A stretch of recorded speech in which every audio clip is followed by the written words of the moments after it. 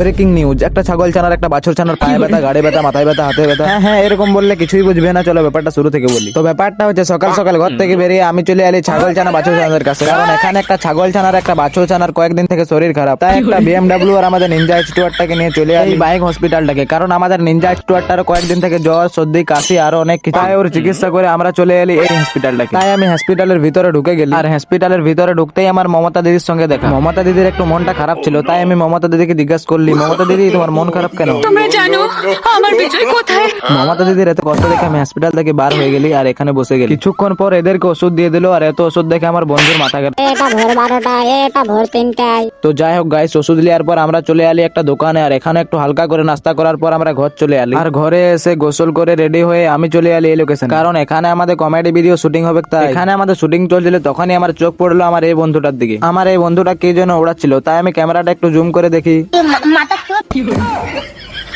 তো যাই হোক গাইস, এখন আমাদের শুটিং কমপ্লিট হয়ে গেছে। নেক্সট ভিডিও দেখার জন্য সিকিউ অ্যাপ ডাউনলোড করো।